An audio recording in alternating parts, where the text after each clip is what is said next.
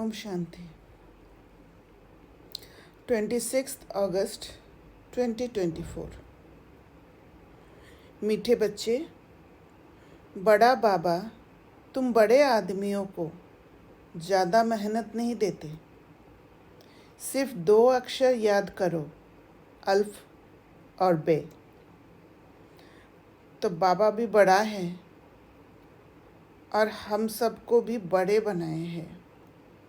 इसलिए है कि हमारे चलन द्वारा, हमारे ये जो बाबा पावन बना रहे,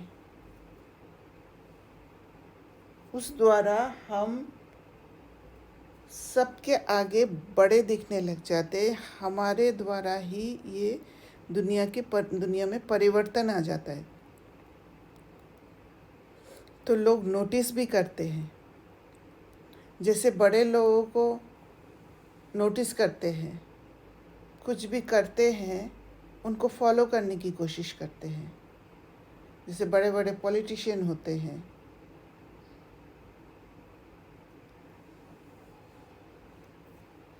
तो बाबा सिर्फ 2 अक्षर याद करने के लिए कह रहे हैं, अल्फ और बे।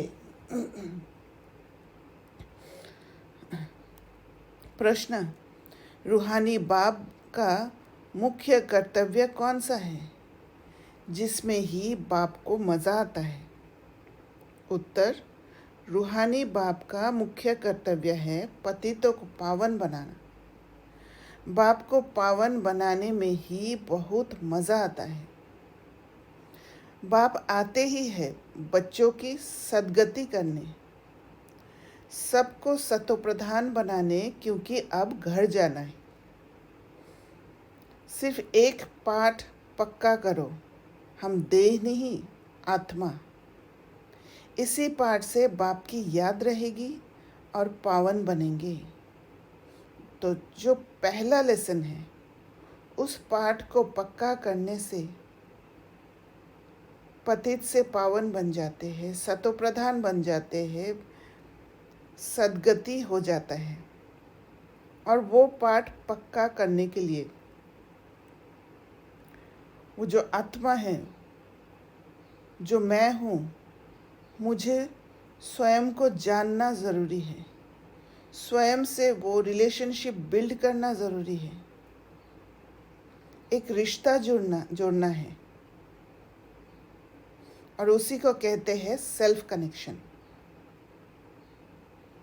तो उसके लिए सेल्फ टॉक की भी ज़रूरत है। ओम शांति। रूहानी बाप बैठ रूहानी बच्चों को समझाते हैं। बाप को भी मज़ा आता है तुम बच्चों को पवित्र बनाने में, इसलिए कहते हैं पतित पावन बाप को याद करो। सर्व का सद्गति दाता वह एक ही बाप है और कोई है नहीं। ये भी तुम अभी समझते हो कि अब घर जाना है ज़रूर। पुरुषार्थ ज़्यादा करने के लिए बाप कहते हैं याद की यात्रा ज़रूरी है। याद से ही पावन बनेंगे। फिर है पढ़ाई। पहले अल्फ बाप को याद करो, पीछे ये बादशाही जिसके लिए तुमको डायरेक्शन देते हैं। तुम जानते हो 84 जन्म कैसे लेते हैं।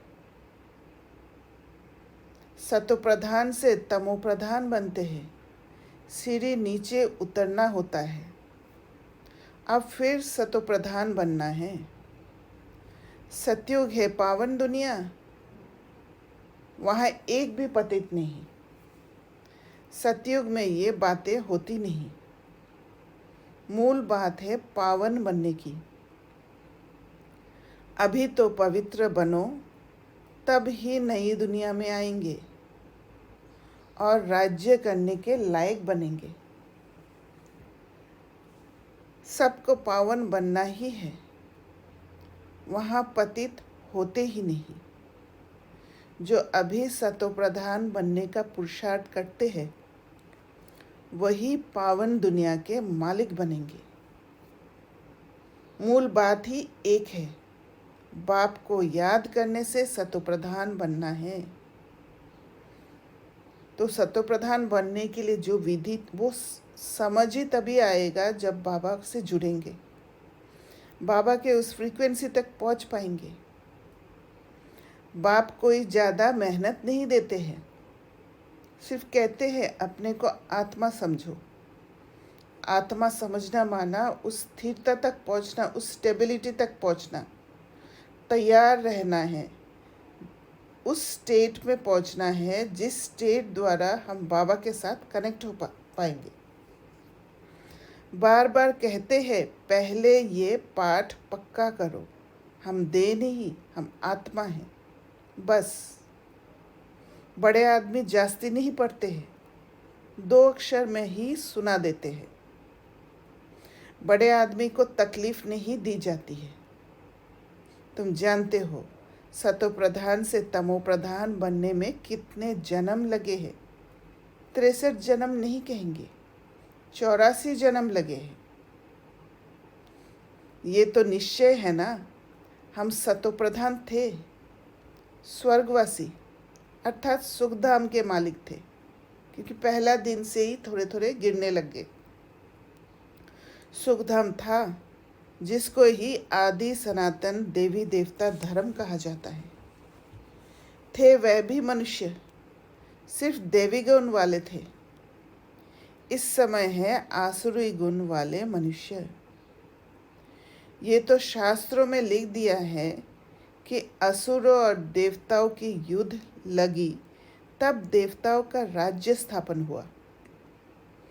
ये तो बाप समझाते हैं तुम पहले असुर थे, बाप ने आकर ब्राह्मण बनाए, ब्राह्मण से देवता बनाने की युक्ति बताई। तो पहले ब्राह्मण बनना ज़रूरी है, और ब्राह्मण वो स्टेट है जब प्यूरिफिकेशन होता है।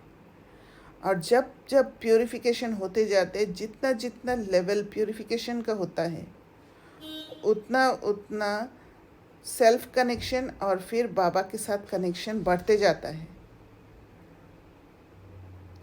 वो लाइन क्लियर ज़्यादा होने लग जाता है, कैचिंग पावर बढ़ जाता है, और ज्ञान को समझकर इम्प्लीमेंट कर पाते हैं। इस दुनिया के बंधनों से छूटने लगते हैं। बंधन दिखाई देता है और बंधन से छूटने का ताकत होता है आत्मा में। बाकी असुरों और देवताओं की लड़ाई की तो बात ही नहीं। देवताओं के लिए कहा जाता है अहिंसा परमो धर्म। देवता कभी लड़ाई थोड़ी करते, हिंसा की बात हो ना सके। सतयुग में दैवी राज्य में लड़ाई कहाँ से आई? सतयुग के देवता यहाँ आकर असुर से लड़ेंगे या असुर वहाँ देवताओं के पास जाकर लड़ेंगे? हो नहीं सकता। यह है पुरानी दुनिया, वह है नई दुनिया। फिर लड़ाई कैसे हो सकती? भक्ति मार्ग में तो मनुष्य जो सुनते हैं वह सत सत करते रहते हैं। जो भी किसी ने कह दिया है उसी को सत्य मान लेते हैं, बुद्धि को नहीं लगा पाते हैं, एनालाइज नहीं कर पाते हैं कि क्या सच है क्या झूठ है, डिस्क्रिमिनेट नहीं कर पाते हैं, परखने का शक्ति नहीं है। कोई की बुद्धि नहीं चलती है, बिल्कुल ही पत्थर बुद्धि है, और जो पत्थर बुद्धि है वो बहुत भारी होने के कारण वो हिलाना मुश्किल हो जाता है। कलयुग में पत्थर बुद्धि, सतयुग में पारस बुद्धि होते हैं। राज्य ही पारसनाथ का है, यहाँ तो राज्य है नहीं। द्वापर के राजाए भी अपवित्र थे। रत्नजड़ित ताज था, लाइट का नहीं, अर्थात पवित्रता नहीं थी। वहाँ सब पवित्र थे। इसका मतलब ये नहीं कि लाइट कोई ऐसे ऊपर खड़ी रहती है, नहीं। चित्र में पवित्रता की निशानी लाइट दिखाई है। इस समय तुम भी पवित्र बनते हो। तो जो चित्र बनाते हैं उस पर पवित्र को प्रोमिनेंट बनाने के लिए लाइट दिखाते हैं। तुम्हारी लाइट कहाँ है ये तुम जानते हो। बाप से योग रख पवित्र बनते हैं। वहाँ विकार का काम नहीं। विकारी रावण राज्य ही खत्म हो जाता है। यहाँ रावण दिखाते हैं ये सिद्ध करने के लिए कि अभी रावण राज्य है। रावण को हर वर्ष चलाते हैं परंतु जलता नहीं है। तुम उन पर विजय पाते हो, फिर ये रावण होगा ही नहीं। तो ये सारे हैं सटल एनर्जी। तो वो सूक्ष्म एनर्जी को स्थूल में दिखाने के लिए, समझाने के लिए ये सारे चित्र बनाए गए हैं। बाबा कहते तुम हो अहिंसक, तुम्हारी विजय योग बल से होती है। याद की यात्रा से तुम्हारे जन्म जन्मांतर के सब विकर्म विनाश होने हैं। जन्म जन्मांतर अर्थात कब से, विकर्म कब शुरू होते हैं? पहले पहले तो तुम आदि सनातन देवी देवता धर्म वाले ही आए हो। सूर्यवंशी फिर चंद्रवंशी में 2 कला कम हो जाती है, फिर आहिस्ते आहिस्ते कला कम होती जाती है। अब मूल बात है बाप को याद कर सतोप्रधान बनना है। जो कल पहले सतोप्रधान बने थे वही बनेंगे, आते रहेंगे। नंबरवार तो होते हैं, फिर ड्रामा अनुसार जब आएंगे तो भी नंबरवार ऐसे ही आएंगे, आकर जन्म लेंगे। ड्रामा कितना विचित्र बना हुआ है, इसको जानने के लिए भी समझ चाहिए। जैसे तुम नीचे उतरे हो अब फिर चढ़ना है। नंबरवार ही पास होंगे, फिर नंबरवार नीचे आएंगे। तो वो जो पद निर्धारित हुआ है उसके हिसाब से नीचे आते हैं और उसके हिसाब से ऊपर चढ़ते हैं। तो वो जो नंबरवार नंबर है वो नंबर फिक्स है।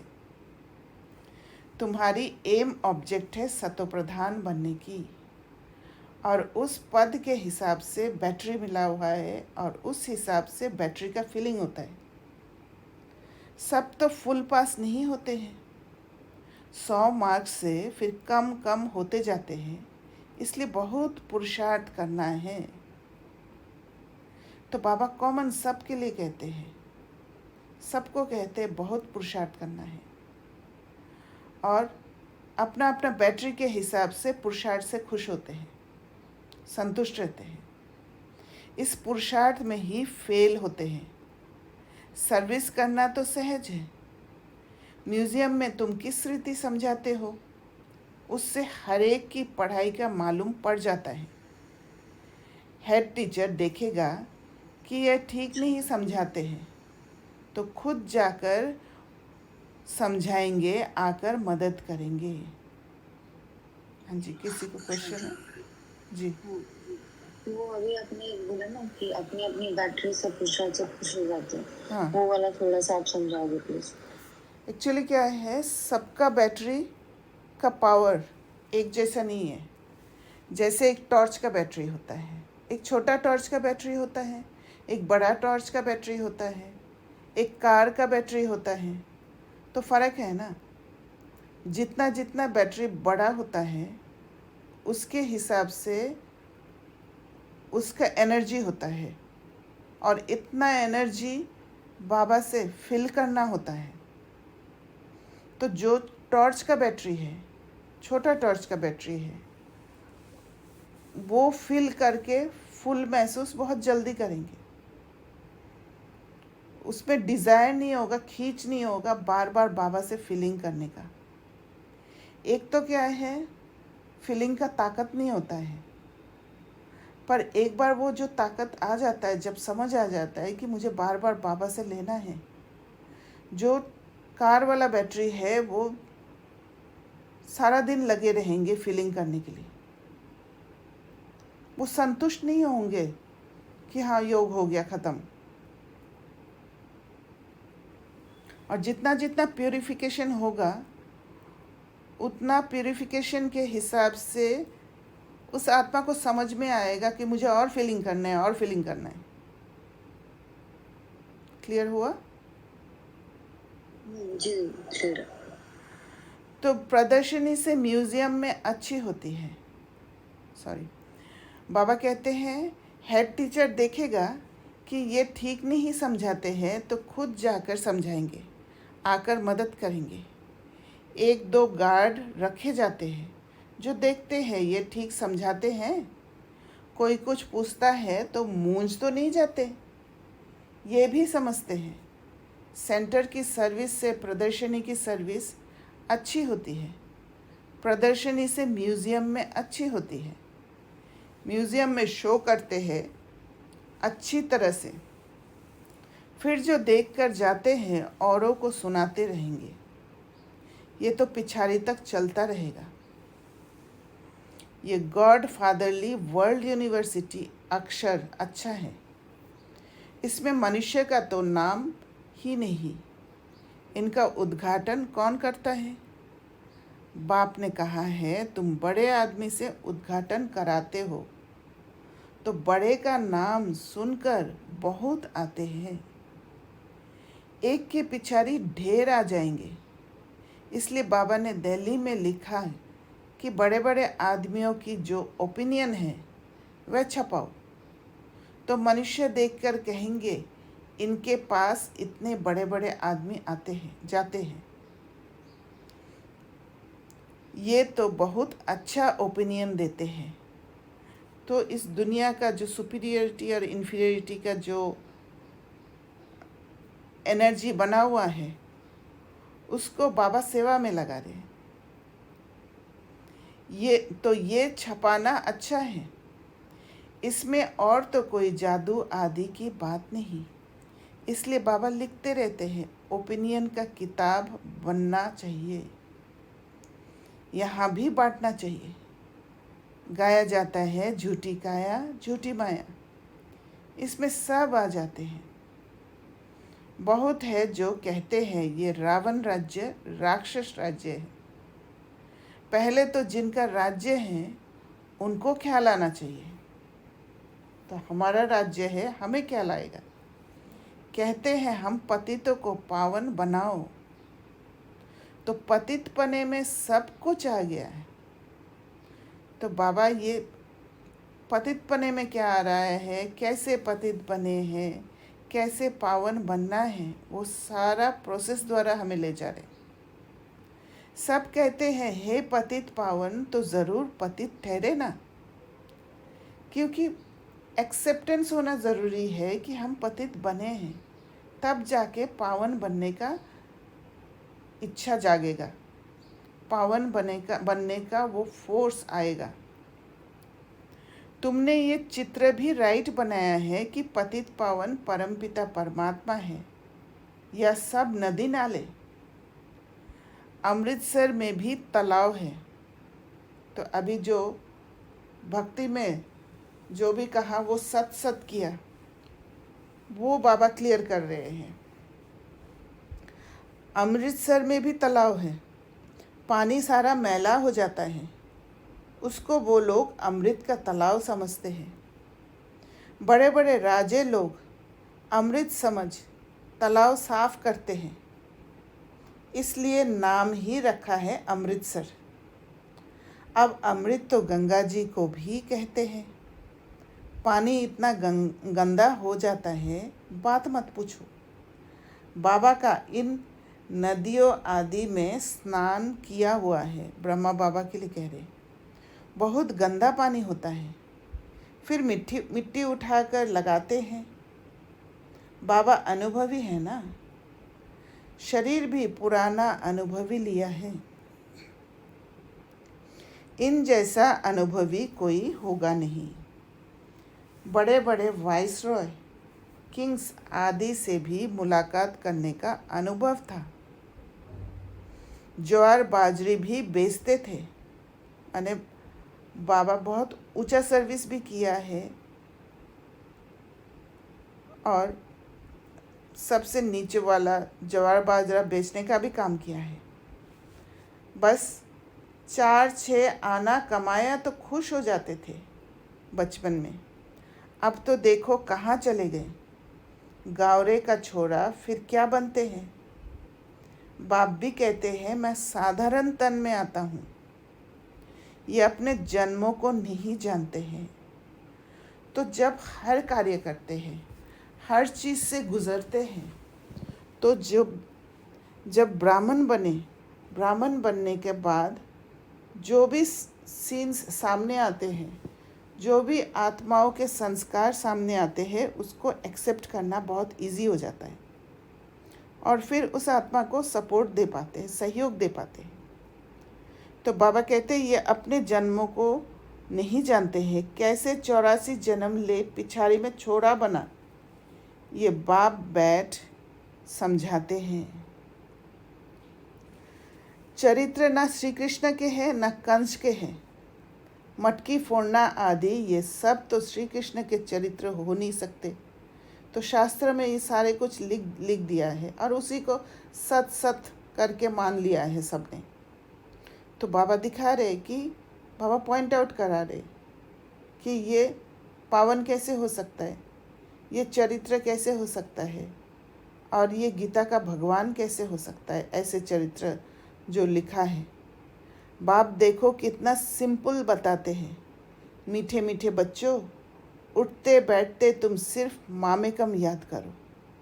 मैं ऊंचते ऊंच सभी आत्माओं का बाप हूँ। तुम जानते हो हम सब ब्रदर्स हैं, वह बाप है।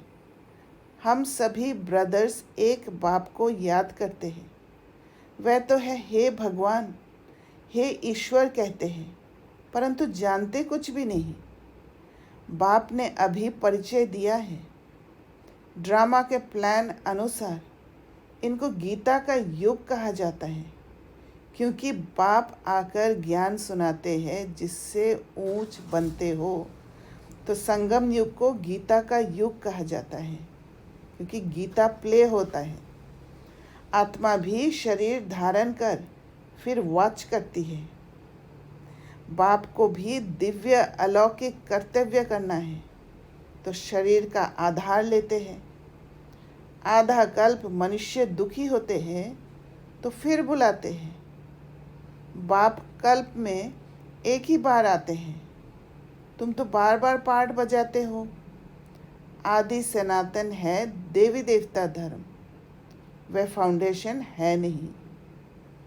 बाबा कहते हैं उन्हों के बाकी सिर्फ चित्र रह गए हैं। तो बाप भी कहते हैं तुमको ये लक्ष्मी नारायण बनना है। एम ऑब्जेक्ट तो सामने खड़ा है। ये है आदि सनातन देवी देवता धर्म। बाकी हिंदू धर्म तो कोई धर्म है नहीं।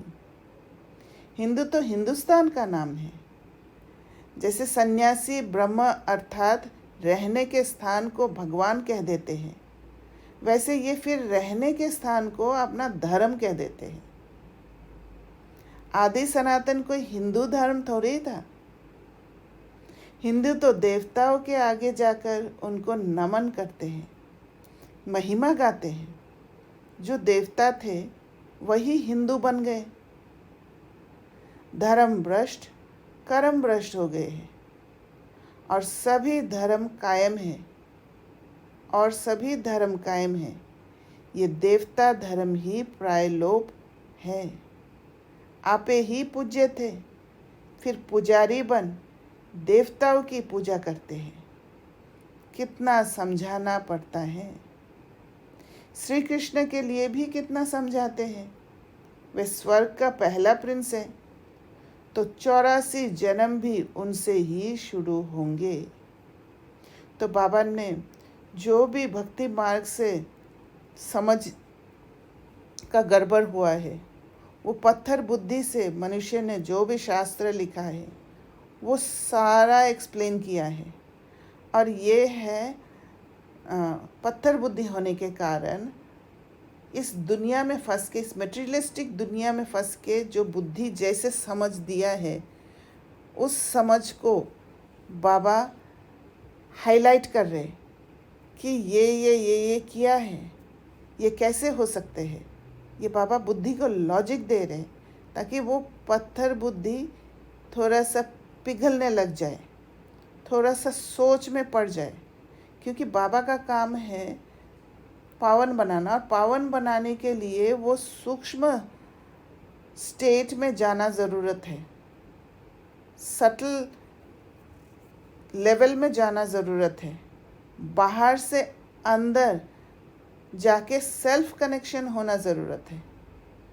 जब तक ये समझ में नहीं आएगा, ज्ञान का समझ पूरी तरह नहीं होगा, बाहर में जो भी बिलीफ सिस्टम है उसको ख़त्म नहीं कर पाएंगे, तब तक भक्ति में बंधे रहेंगे।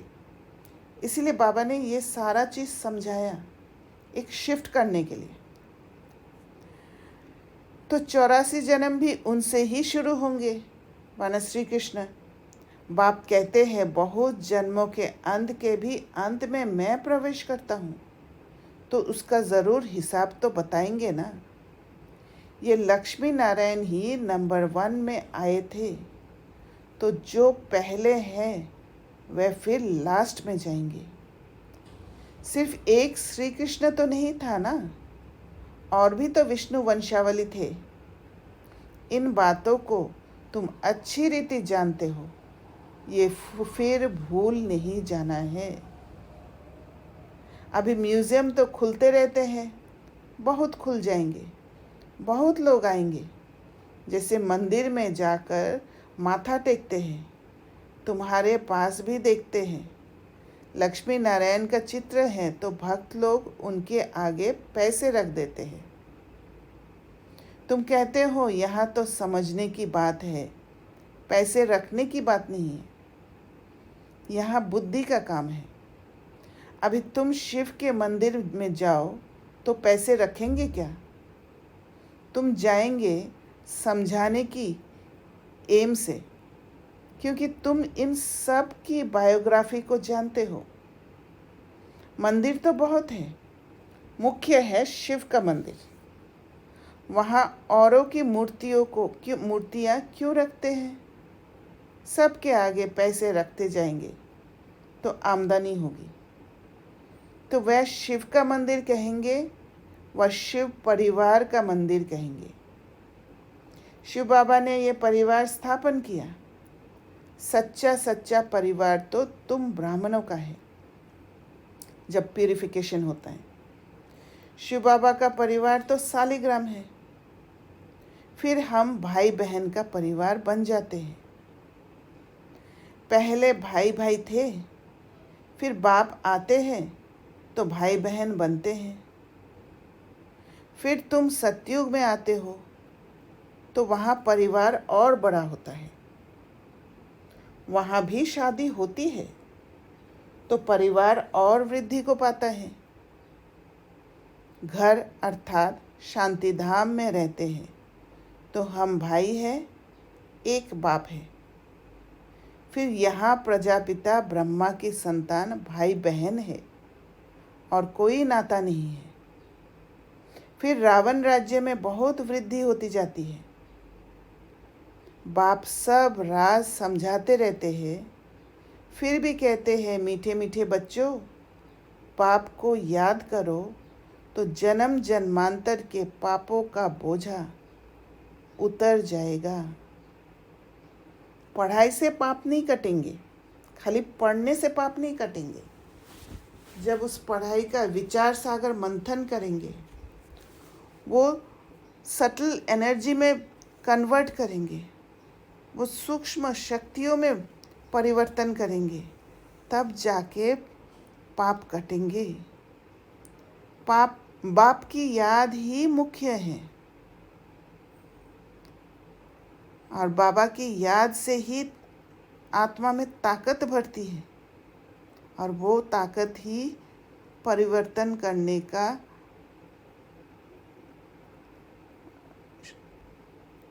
जरिया बनता है। पाप कट जाते हैं। अच्छा, मीठे मीठे सिखले दे बच्चों प्रति माता पिता बाप दादा का याद प्यार और गुड मॉर्निंग। रूहानी बाप की रूहानी बच्चों को नमस्ते। हम रूहानी बच्चों की रूहानी बाप दादा को याद प्यार, गुड मॉर्निंग और नमस्ते। धारणा के लिए मुख्य सार। पहला पॉइंट, फुल मार्क्स से पास होने के लिए अपनी बुद्धि को सतोप्रधान पारस बनाना है। मोटी बुद्धि से महीन बुद्धि बन ड्रामा के विचित्र राज को समझना है। तो यही है प्रोसेस पतित से पावन बनने का। क्योंकि जहाँ जहाँ बंधन में इस दुनिया में फंसे हुए हैं, उन बंधनों को आइडेंटिफाई करना और उनसे छूटते जाना और स्वयं को उस सूक्ष्मता में शिफ्ट करते जाना। तो मन अभी बहुत चीज़ों में भटके हुए हैं। जब ज्ञान, योग, धारणा, सेवा चारों सब्जेक्ट में बैलेंस रख के और जब आगे बढ़ते जाएंगे तो इनिशियली सेवा स्व सेवा होता है। तो स्व सेवा जब होगा, जब ज्ञान योग बढ़ते जाएगा और साथ साथ धारण करते जाएंगे, एक एक बंधन को छोड़ते छोड़ते धारण करते जाएंगे, तो वो सूक्ष्मता में शिफ्ट होने लग जाएंगे और मन जो फीलिंग्स के हिसाब से दुनियावी चीज़ों से ले रहे थे, जो मन को रस उनमें मिल रहा था, वो धीरे धीरे हम ज्ञान योग से रस देने की कोशिश करते हैं। और विचार सागर मंथन जब करते हैं या बाबा से जब जुड़ते हैं तो वहाँ रस मिलने लग जाता है। मन को रस, शुरुआत में रस सेंस परसेप्शन से मिलता है। बियॉन्ड सेंस परसेप्शन या कर्मेंद्रियों से ऊंचा उठना वो लास्ट स्टेज है। क्योंकि मन के आकर्षण बाहर से हटाकर अंदर ले जाने के लिए कर्मेंद्रियों द्वारा बाबा से शक्ति लेते समय भी रस मिलता है और ज्ञान का मनन चिंतन करते समय भी रस मिलता है मन को। फिर धीरे धीरे वो भी शिफ्ट होने लग जाता है। आत्मा उस न्यूट्रल स्टेट में आने लग जाते हैं। चाहे वो सुख मिल रहा है या कोई गलती करने से दुख मिल रहा है, उसमें भी आत्मा न्यूट्रल रहती है, डिटैच रहने का अभ्यास करने लग जाती है। और ये अभ्यास मन को उस एक स्टेट और वो फाइनल स्टेट जो न्यूट्रल स्टेट, उस न्यूट्रल स्टेट में पहुंचा देती है। वहाँ पर फिर मन को रस की ज़रूरत नहीं होता है। वहाँ तक पहुँचना बहुत ज़रूरी है कर्मातीत होने के लिए। क्योंकि मन को अगर रस लेने का आदत रहा तो बाहर के तरफ रस लेने का चांस रह जाता है। इसलिए बियॉन्ड सेंस परसेप्शन, कर्मेंद्रियों से भी ऊपर उठकर बाबा को महसूस करना, ये बहुत, और ज्ञान को समझना बहुत ज़रूरी हो जाता है। दीदी, हाँ जी। हर बार तो फिर जब चेकिंग करेंगे हर दिन, वो अपने न्यूट्रल स्टेट का चेकिंग करेंगे कि कितना न्यूट्रलिटी था। हाँ जी। या ओवरऑल पता चल जाएगा कि हम धीरे धीरे न्यूट्रल बनते जा रहे हैं? नहीं, इनिशियली तो चेकिंग करना पड़ेगा। क्योंकि अभी हम शिफ्ट कर रहे, तो अवेयरनेस, अलर्टनेस होना ज़रूरी है। तो एक बार जैसे वो अभ्यास हो जाएगा तो फिर अपने आप होने लग जाएगा। तब इतना चेकिंग की ज़रूरत नहीं होता है।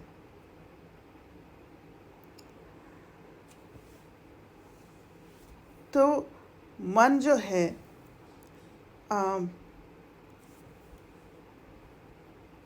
जब उस स्टेज तक पहुंचाते हैं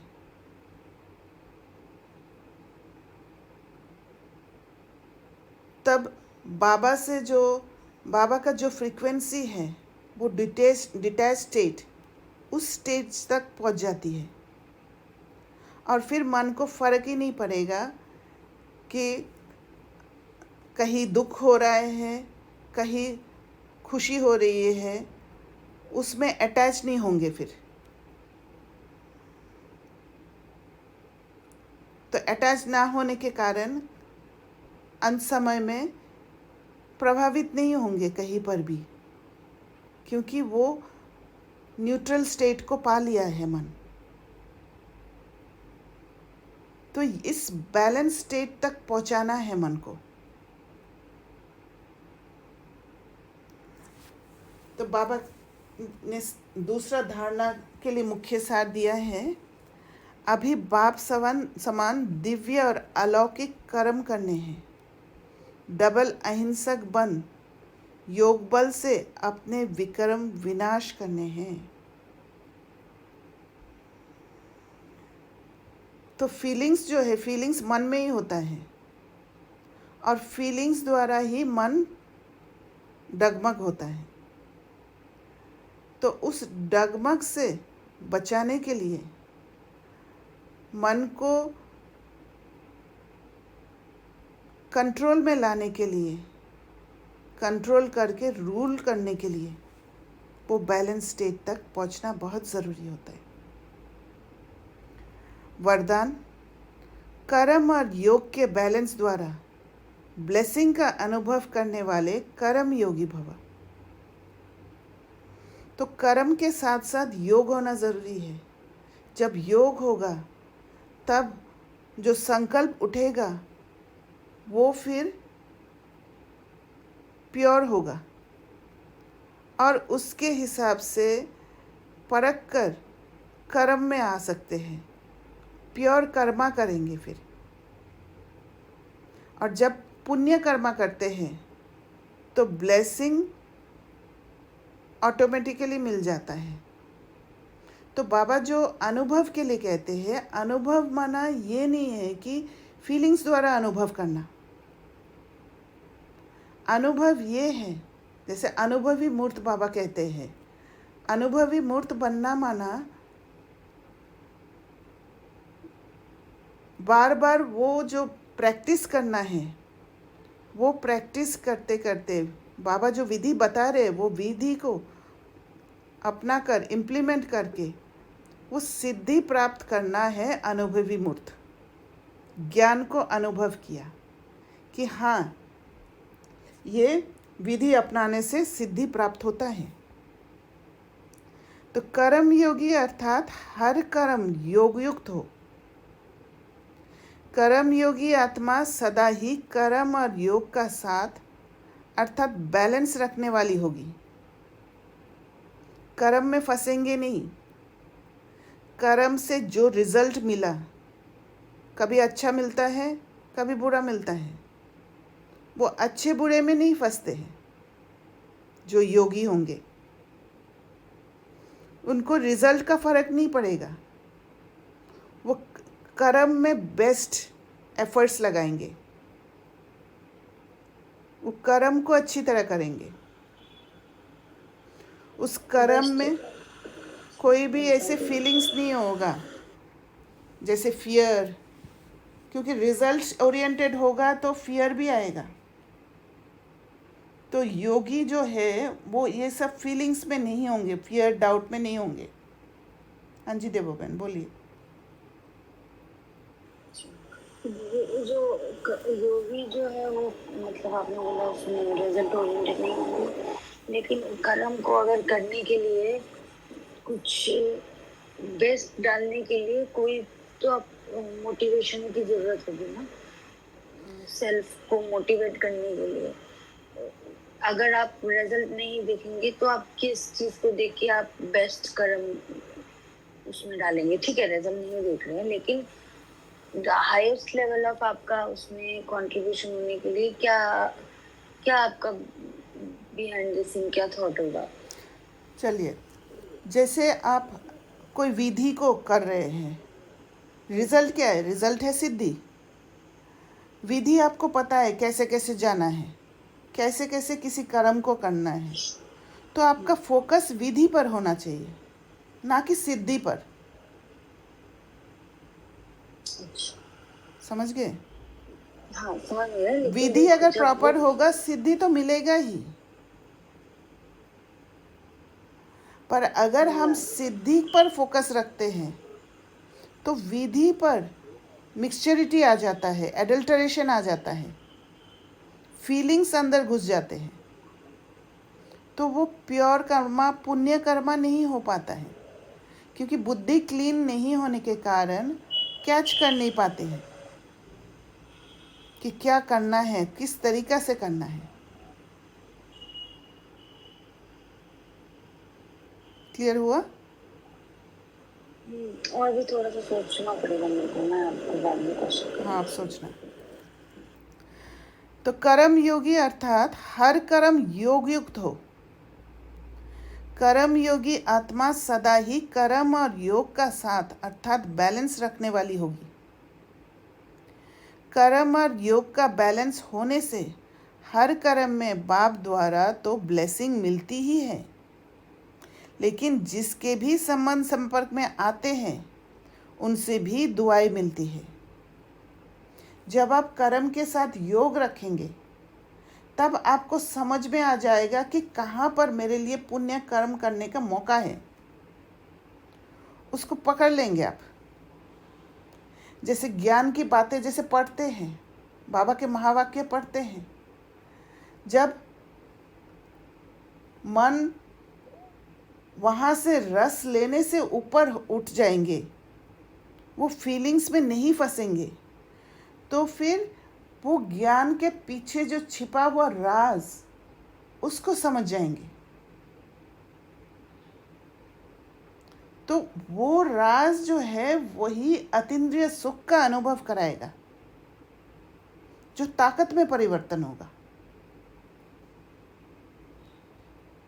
वो अतीन्द्रिय सुख ऐसे नहीं है कि एकदम खुशी से नाचते रहेंगे, वो अंदर एक सुख का फीलिंग कराएगा और वो ताकत बनेगा।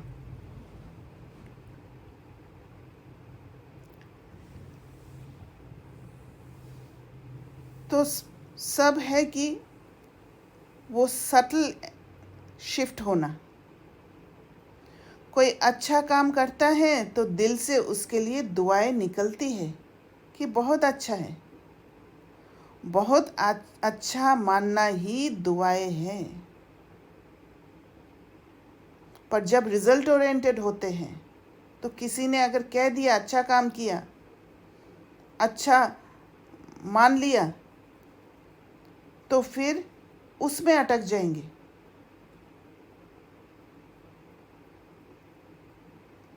वो फीलिंग्स से सुख लेने की कोशिश कर लेंगे। इसलिए कर्म और योग के बैलेंस होना चाहिए, क्योंकि जहाँ उस सुख के फीलिंग्स में फंस जाते हैं तो अगले बार वही सुख का फीलिंग को पाने का इच्छा रहता है, एक्सपेक्टेशन रहता है, और वहीं पे माया हार खिलाती है। इसीलिए अब धीरे धीरे वो न्यूट्रल स्टेट तक पहुंचना है। स्लोगन: सेकंड में संकल्पों को स्टॉप करने का अभ्यास ही कर्मातीत अवस्था के समीप लाएगा। तो सेकंड में संकल्पों को स्टॉप वही कर सकते हैं जो किसी भी एक्शन से फीलिंग्स द्वारा इफेक्टेड नहीं होंगे, उसको फट से पास कर लेंगे और फिर भूल जाएंगे।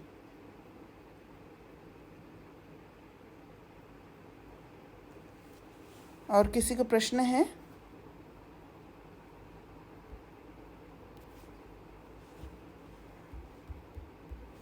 अच्छा, ओम शांति।